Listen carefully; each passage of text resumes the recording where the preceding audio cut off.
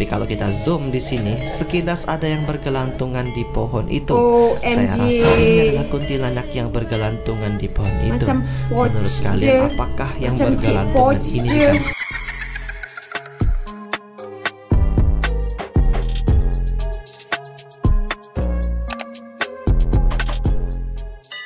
Hai guys, Assalamualaikum, welcome back to my YouTube channel. Hai guys. Okay guys, so hari ni kita nak tengok penampakan yang horror dan juga mistik dalam cerita Upin dan Ipin guys. So hari tu aku dibuat part berapa tak aku tak ingat. So sekarang ada orang minta aku react lagi dekat penampakan seram dalam cerita Upin dan Ipin guys. Upin dan Ipin pun seram. Kau ingat cerita tu comel-comel macam tu tak seram? Ada adegan yang seram yang diorang dah boleh cakap yang diorang ni buat konspirasi lah. Aku tak tahu betul ke tak. So katanya ada penampakan muka opah dia seram lah apalah. Okay, tanpa buang masa mari kita tengok terus dekat channel Hazclip dan tajuk video tu scene wajah seram opah. Adakah betul ataupun diorang ni buat teruk? So jom kita start guys. Pada episode sebelumnya kita pernah menonton Upin dan Ipin episode gelapnya di musim yang dulu-dulu gitu guys. Di sini terdapat hal horor yang membuat kita kaget satu keluarga, yaitu wajah opa yang tertangkap oleh kamera. Namun wajah opa pada saat itu seperti tidak biasa ya, wajahnya itu pucat dan matanya seperti mata mayat. Apakah opa tidak lama lagi akan... sudahlah, kita bahas aja dan lanjutin saja video ini. Pada hari ini saya akan melanjutkan 7 hal horor dan mistis yang terjadi di dalam film animasi Upin dan Ipin pada part ke-7 ya Bujang ya. Nah, yang dimana pada hari kemarin kita telah membahas tentang hal horor dan mistis di episode yang berbeda di part ke-6. Mari kita lihat pada part ke-7 ini. Nomor 1, tulisan di dinding menghilang. Upin dan Ipin dan kawan-kawannya bersama-sama Ini kesilapan ke benda yang seram ni? Bukan macam tu lah guys. Kita anggap je lah benda yang sama. Sekolah, tapi pada saat itu waktu sekolah sudah hampir habis dikarenakan sudah jam 12 siang. Tunggu-tunggu, anak TK kok balik jam 12 siang Bujang?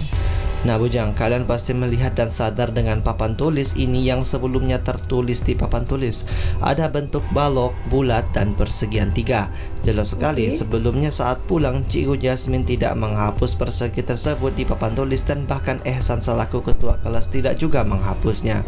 Tapi pada saat Upin dan Ipin pulang bersama kawan-kawannya, kita sempat melihat si Ehsan mematikan listrik alias mematikan kipas di kelas itu. Nah Bujang, kira-kira siapakah yang menghapus tulisan dan gambar di papan tulis ini? Padahal sudah sangat jelas berada di situ dan kita tidak tahu siapakah yang menghapusnya sebelumnya. Kalau yang menulisnya ya mungkin saya tahu, mungkin adalah Cikgu Jasmine. Tapi kita tidak sadar siapakah yang menghapusnya. Apakah hantu yang menghapus tulisan dan gambar di papan tulis di kelas ini? Bagi kalian yang tahu siapakah yang menghapusnya, silakan tulis di dalam kolom komentar di video ini. Menyeramkan bukan? Aku nak tengok kalau ada penampakan benda-benda tu kat dalam ni. Nomor 2, lorong rumah Upin dan Ipin menjadi terang. Upin dan Ipin pada saat itu barusan saja pulang dari sekolahan. Sekolahannya itu tidak jauh dari rumahnya. Nah Bujang, sejak kapan tuh anak TK dibiarkan sendiri pulang jalan kaki? Tapi kita tidak akan fokus dengan itu semua. Kita akan fokus dengan lorong di rumah Upin dan Ipin ini yang sebetulnya terlihat di saat Upin dan Ipin memasuki ruang tamu. Di lorong tersebut sebelumnya sangat gelap, terlihat sangat jelas sekali. Tapi tidak memakan waktu yang lama dan beberapa saat kemudian dan beberapa detik kemudian tiba-tiba sajalah saat opah datang ke ruang tamu tersebut, kita diperlihatkan lorong yang tadinya gelap kini malah menjadi terang seperti ada yang meneranginya. Apa jangan-jangan malaikat lagi yang datang ke rumah mereka?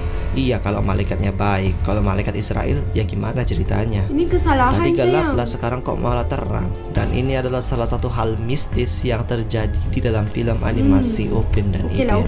Menyeramkan bukan? Adalah seram sangat. Kau ni bang. Nomor 4, hantu ijat. Pada 5 hari yang lalu kita sempat membahas hal horor juga, apalagi mengenai si Ijat yang berjalan seperti kuyang, dan itu sangat jelas sekali karena tidak ada kakinya pada saat scene tersebut. Nah Bujang, kali ini kita akan membahas Ijat lagi di siang hari pada saat Upin dan Ipin pulang dari sekolahannya. Nah Bujang, kita tahu bahwa ada Ijat yang berada di situ dan sedang bermain kucing-kucingan bersama Upin dan Ipin dan kawan-kawan lainnya. Jelas sekali, tapi tidak memakan waktu yang lama saat diperlihatkan di scene Fizi ini. Ya, kita tidak diperlihatkan lagi ada si Ijat yang sebelumnya ada di situ dan dekat dengan pohon mereka bermain. Hilang kayak setan gitu Bujang. Dan tidak memakan waktu yang cukup lama lagi, si Ijat malah ada dan terlihat lagi, alias menghilang muncul gitu guys. Yang menjadi pertanyaan di benak kita semua, kenapa bisa si Ijat ini menghilang muncul lalu menghilang muncul lagi? Ada apa dengan si Ijat? Apakah Ijat adalah benar-benar salah satu karakter yang memiliki ilmu hitam dan bersekutu dengan jin dan syaitan? Tapi terserah dari Anda, mana yang lebih masuk akal buat Anda semua. Menyeramkan bukan? Aku rasa editor tu malas dah nak edit, so aku releasekan dia episod ni. Kan, so jadilah kesalahan Upin. Kalau budak ni jadi hantu, nomor kau ni 4, siang-siang ada badan manusia tanpa kaki. Serius ah? Lalu di nomor keempat ini, selain daripada si Ijat, kita juga diperlihatkan makhluk supranatural lain laginya Bujang. Nah Bujang, coba kalian lihat saja pada saat scene ini, tidak ada yang aneh sebelumnya dan tidak ada hal horor di scene satu ini. Yang kita tahu bahwa si Ijat yang menghilang muncul seperti yang kita bahas di nomor 3 tadi. Serem sekali. Nah Bujang, dari scene ini ternyata kita dapat melihat hal yang tidak kasat mata, namun terlihat sangat jelas ada di depan mata. Ketika kita zoom di scene ini, kita diperlihatkan seperti ada badan hantu yang memiliki badan dan kaki, nah namun tidak memiliki kaki gitu guys. Apakah ada yang bisa menjelaskan ini makhluk apa? Nah, yang jelas pada saat scene ini terlihat jelas ada badan kepala manusia, namun tidak memiliki kaki. Tapi menurut ayah saya ini bukan setan. Iya, namun ini adalah badan telepon zaman dahulu tuh guys. Namun saya menganggap hal horor karena ini sangat jelas sekali terlihat seperti wajah manusia dan badan manusia. Ya menurut kalian ini apa gitu guys? Silahkan tulis di dalam kolom komentar di video ini. Tapi ya terserah dari Anda juga sih. Kau guna pula Anda. Aku seorang orang lain. Sumpah tak nampak macam hantu. Kau ni ada-ada je bang. TV hantu. Jika kalian masih kecil mungkin pernah melihat cuplikan video ini. Ya, video ini menayangkan sebuah kolam sumur yang terdapat di layar kaca.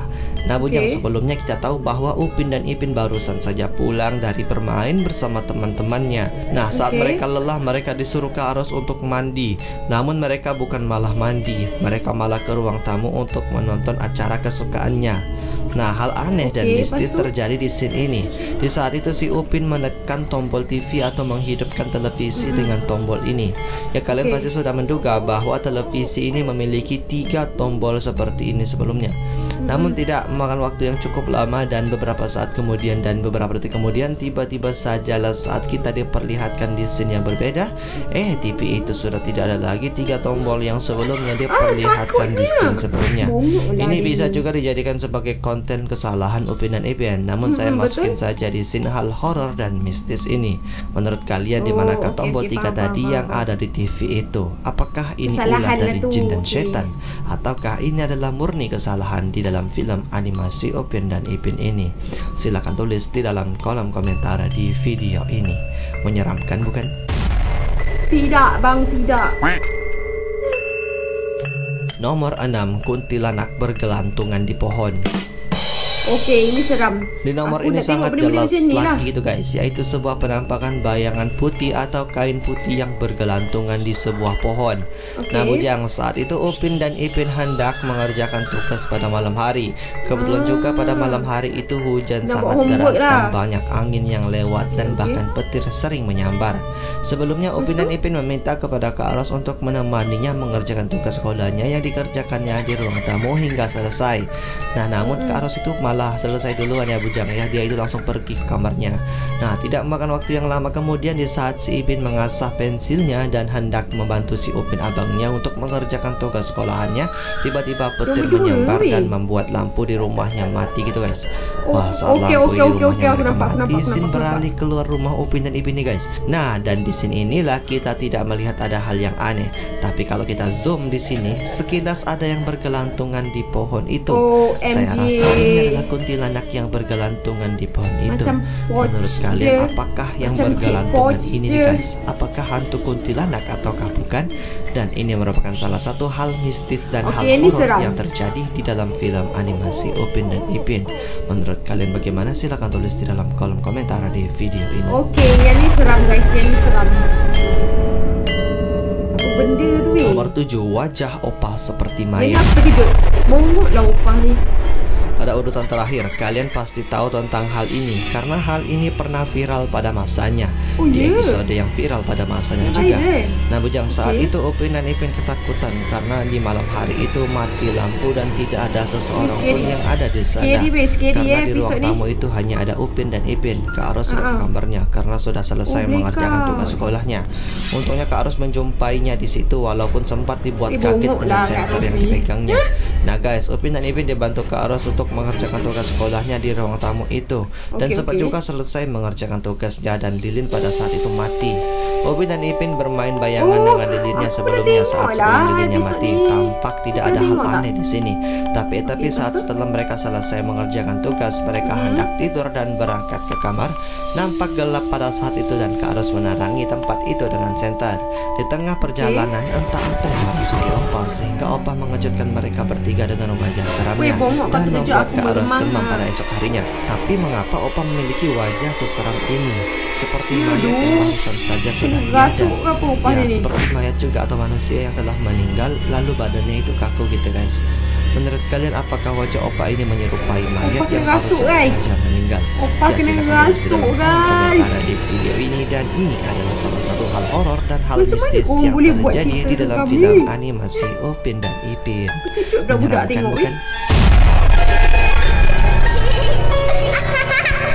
Nah, bujang-bujang yang beriman itulah ketujuh hal horor dan hal mistis yang terjadi di dalam. Dia ada segelintir yang dia bahaskan tu boleh jadi kesalahan dan boleh juga jadi benda-benda yang horor ataupun mistik guys. Tapi aku percaya dalam cerita Upin dan Ipin ni tak ada pun dia selitkan unsur-unsur yang macam tu sebab dia tahu semua penonton dia semua mostly budak-budak kan, dan tak mungkin dia nak terapkan benda-benda yang seram macam tu kat dalam cerita Upin Ipin. We never know. So apa pendapat korang pasal episod ni, penampakan dalam episod ni? So tinggalkan komen korang, ramai-ramai aku nak baca. Macam biasa, kalau korang suka video aku, jangan lupa tekan like dan jangan lupa tekan subscribe. Check it out guys.